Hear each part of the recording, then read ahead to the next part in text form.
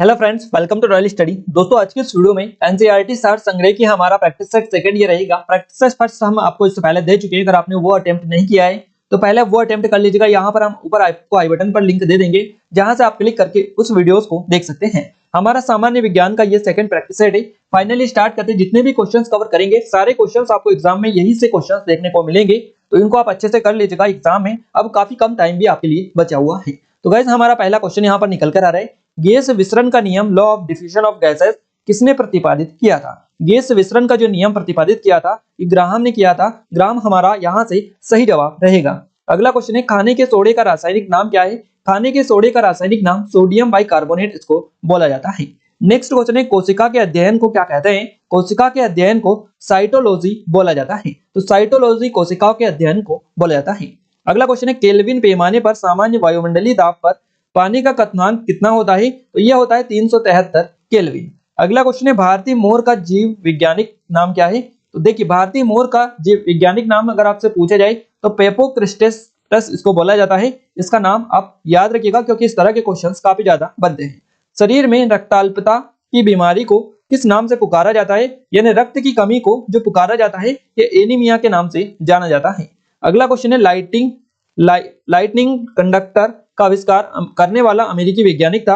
इनका नाम बताना है। तो बेंजामिन फ्रैंकलिन इनका नाम है। लाइटनिंग कंडक्टर का इन्होंने आविष्कार किया था।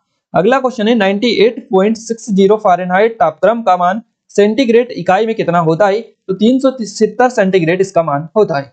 अगला क्वेश्चन है, प्रकृति में सबसे अधिक मात्रा में पाया जाने वाला कार्बनिक यौगिक कौन सा है? तो यह सेल्यूलोज होता है।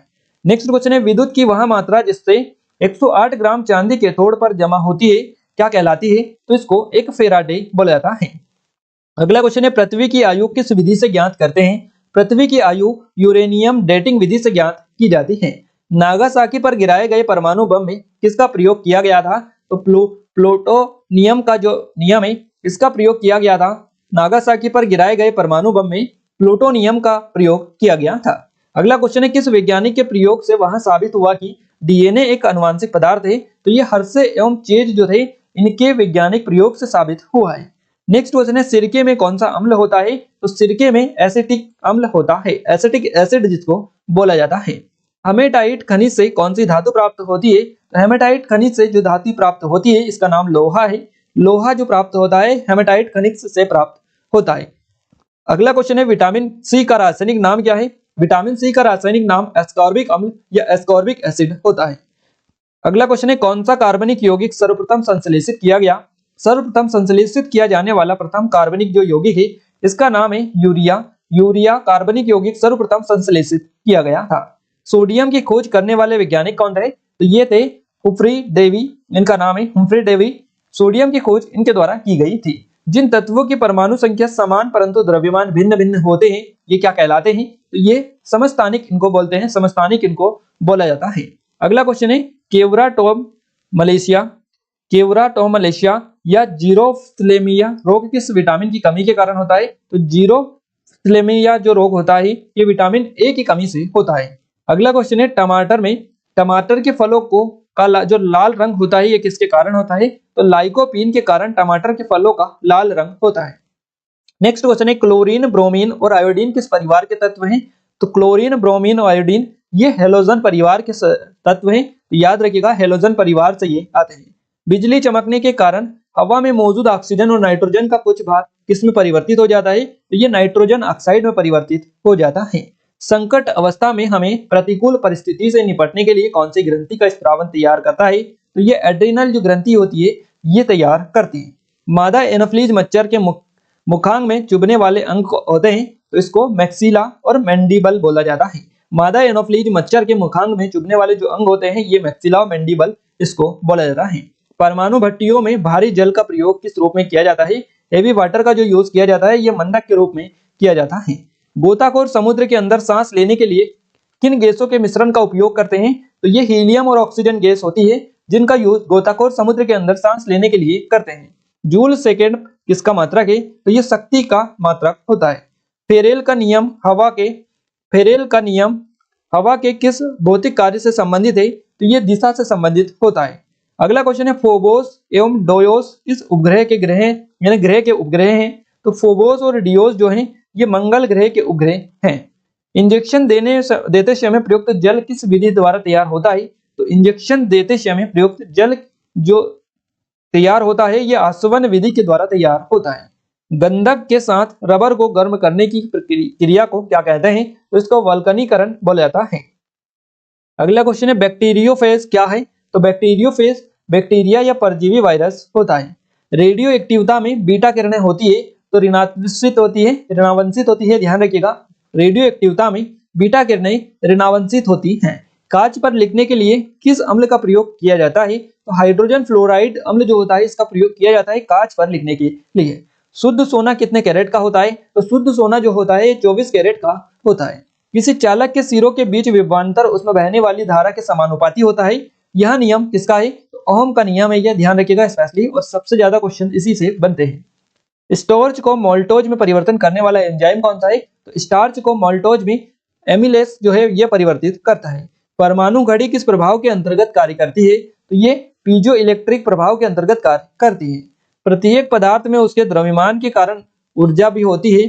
यह सिद्धांत किस वैज्ञानिक ने प्रतिपादित किया था? तो यह आइंस्टीन के द्वारा प्रतिपादित किया गया था। आग लगाने वाला नापाक बम में आग उत्पन्न करने वाला मुख्य पदार्थ कौन सा होता है? तो इसको नेफ्थेनेट पोमीटेट बोला जाता है। नेफ्थेनेट पोमीटेट इसको बोला जाता है। आग लगाने वाला नापाक बम में आग उत्पन्न करने वाला जो मुख्य पदार्थ होता है नेफ्थेनेट पोमीटेट होता है। हवाई जहाज को बनाने में कौन से फाइबर का प्रयोग किया जाता है? तो कार्बन फाइबर का प्रयोग इसमें किया जाता है, कार्बन फाइबर का, याद रखिएगा। जल के प्रवाह में कौन सा नियम लागू होता है? तो बर्नौली का नियम इसमें लागू होता है। वायु में ध्वनि का वेग किस अवस्था में बढ़ जाता है? तो ये आर्द्रता बढ़ जाने पर बढ़ जाता है। आंसू में कौन सा एंजाइम होता है जिससे जीवाणु मर जाते हैं? तो आंसू में लाइसोजाइम होता है, एक एंजाइम है ये, और इससे जीवाणु मर जाते हैं। अगला क्वेश्चन है हमारा परमाणु रिएक्टर तथा परमाणु बम में मूल अंतर क्या होता है? तो परमाणु रिएक्टर में श्रृंखला अभिक्रिया नियंत्रित होती है जबकि परमाणु बम में यह अनियंत्रित होती है। किसी वस्तु का वेग दोगुना करने से उसकी गतिज ऊर्जा कितनी हो जाती है? तो 4 गुनी हो जाती है। किसकी कमी के कारण बर्फ पर चलना कठिन होता है? बर्फ पर चलना कठिन घर्षण की कमी के कारण होता है। झील में फेंके हुए पत्थर के डूबने पर उत्क्षेपण बल का बल क्या होता है? याद रखिएगा ये नियत रहता है। झील में फेंके हुए पत्थर के डूबने पर उत्क्षेपण बल नियत रहता है, ये स्पेशली याद रखिएगा। बिजली के बल्ब में फिलामेंट से कांच तक ऊष्मा किस विधि से संचारित होती है? तो ये विकिरण के द्वारा होती है। अगर वायुमंडल ना होता तो दिन की लंबाई पर क्या प्रभाव पड़ता? तो दिन की लंबाई कम हो जाती। किसके कारण खुले में रखा दूध कुछ देर बाद खट्टा हो जाता है? तो दूध कुछ देर बाद जो दूध खट्टा हो जाता है यह लैक्टिक अम्ल बन जाने के कारण होता है। धूप में खुला रखा दूध कुछ देर बाद खट्टा हो जाता है ना, लैक्टिक अम्ल बन जाने के कारण। और इस तरह के क्वेश्चन आपके एग्जाम में सबसे ज्यादा बनते हैं। अभ्रक, उष्मा और विद्युत के लिए क्रमशः होता है। तो देखिए अभ्रक जो होता है, उष्मा और विद्युत, देखिए अभ्रक, उष्मा, विद्युत के लिए कैसे होते हैं? तो ये अभ्रक जो होता है ये सुचालक होता है, उष्मा कुचालक होती है जिसको अचालक भी बोला जाता है। विद्युत के लिए, विद्युत के फेवर में क्वेश्चन पूछा गया है। जब दो हल्के नाभिक मिलकर भारी नाभिक की रचना करते हैं तो उसमें कौन सी प्रक्रिया होती है? उसमें नाभिकीय संलयन होता है जब दो हल्के नाभिक मिलकर एक भारी नाभिक की रचना करते हैं। तो पृथ्वी से पलायन वेग का मान कितना है? तो पृथ्वी से पलायन वेग, एस्केप वेलोसिटी आपसे पूछा है, और ये पलायन वेग जो होता है ये है पृथ्वी से ये 11.2 किलोमीटर प्रति सेकेंड। अगला क्वेश्चन है हमारा अत्यंत निम्न ताप पर भौतिकी के अध्ययन को क्या कहते हैं? तो इसको क्रायोजेनिक्स बोला जाता है। किसी तारे का रंग किससे निर्धारित होता है? तो तारे के ताप से निर्धारित होता है। रासायनिक दृष्टि से भारी जल क्या होता है? तो इसको ड्यूटेरियम ऑक्साइड बोला जाता है।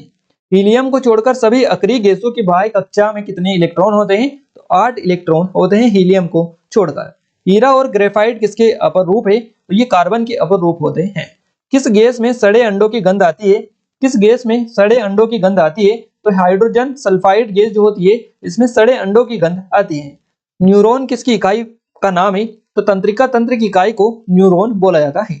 लौंग के तेल का प्रमुख घटक, लौंग के तेल का प्रमुख घटक जो दांत का दर्द दूर करने में प्रयुक्त होता है इसको यूरेनॉल बोला जाता है। अगला क्वेश्चन है आइकोनोग्राफी के अंतर्गत किस चीज का अध्ययन किया जाता है? तो आइकोनोग्राफी के अंतर्गत, इस शाखा के अंतर्गत मोतियों और प्रतिमाओं का अध्ययन किया जाता है।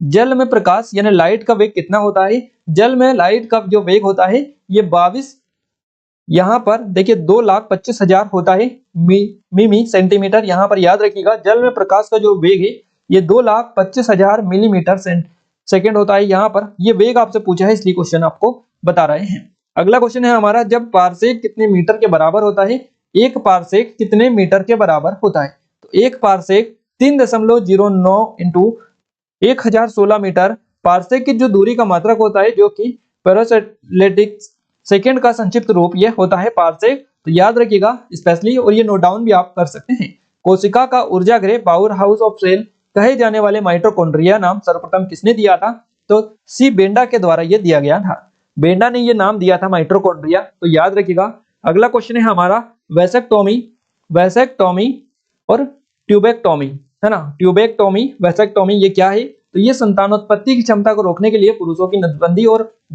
जिसको वैसेक्टोमी बोला जाता है, महिला की नसबंदी को ट्यूबेक्टोमी कहते हैं। तो इन दोनों को याद रखिएगा, यहाँ से क्वेश्चन आपका पूछा जाएगा। अगला क्वेश्चन है, साबुनी घोल के बुलबुले रंगीन प्रतीत होते हैं, क्यों होते हैं? तो ये प्रकाश के व्यक्तीकरण के कारण होता है। विटामिन ए का संग्रह किस अंग में होता है? तो यकृत में होता है विटामिन ए का संग्रह। यदि हवा में O2 की सामान्य मात्रा के साथ, देखिए यदि हवा में O2 की सामान्य मात्रा के साथ CO भी हो तो मनुष्य का दम घुटने लगता है। क्यों लगता है ये आपको बताना है, क्योंकि हीमोग्लोबिन O2 के बजाय CO से अधिक तत्परता से सहयोग करता है। अगला क्वेश्चन है, जीवाणु को किन कारणों से एक पादप माना जाता है? यानी बैक्टीरिया जो होता है किन कारणों से एक पादप माना गया है? तो ये कोशिका भित्ति की उपस्थिति इनमें होती है, सेल वॉल की, इसलिए। मधुमक्खी की भाषा का अनुवाद करने वाला वह कौन वैज्ञानिक था जिसे नोबेल पुरस्कार से सम्मानित किया गया था? सही जवाब रहेगा कार्ल वॉन फ्रेंच, इनका नाम है। मधुमक्खी की भाषा का अनुवाद करने वाले ये वैज्ञानिक थे जिन्हें नोबेल पुरस्कार से सम्मानित किया गया था। किस विटामिन की कमी से सूखा रोग होता है? सूखा रोग होता है विटामिन डी की कमी से। याद रखिएगा, विटामिन डी की कमी से सूखा रोग होता है। खसरा रोग किससे फैलता है? तो खसरा रोग जो फैलता है ये वायरस से फैलता है। इंसुलिन की खोज किसने की थी? बेंटिक के बेस्ट ने इंसुलिन की खोज की थी। अगला क्वेश्चन है, हाइड्रोपोनिक्स किससे संबंधित है? तो बिना मिट्टी पानी की खेती से संबंधित है हाइड्रोपोनिक्स। कॉड लीवर ऑयल किस विटामिन का प्रचुर स्रोत होता है? तो ये कॉड लीवर जो होता है ये विटामिन ए और डी का प्रचुर स्रोत माना जाता है। किस ताप पर एंजाइम सर्वाधिक सक्रिय होते हैं? तो 400 सेल्सियस पर एंजाइम सर्वाधिक सक्रिय होते हैं। जब दो वस्तुएं किसी तीसरी वस्तु के तापीय संतुलन में हैं और वे परस्पर भी तापीय संतुलन में होती है, तो यह जो नियम है क्या कहलाता है? यह उष्मागतिकी का शून्याङ्क नियम होता है। रमन प्रभाव जिसके लिए सीवी रमन को नोबेल पुरस्कार प्रदान किया गया था, तो उनका संबंध भौतिक विज्ञान के किस विषय से था? तो उनका संबंध था अल्फा किरणों से। याद रखिएगा। नेक्स्ट क्वेश्चन है, पटाखों व बारूद में लाल रंग किसके कारण होता है? तो यह ट्रांसियम के कारण होता है। ट्रांसियम के कारण पटाखों और बारूद में लाल रंग होता है। जेट इंजन की कार्यप्रणाली किस भौतिक राशि के संरक्षण पर आधारित है? तो इस संवेग संरक्षण पर आधारित होती है।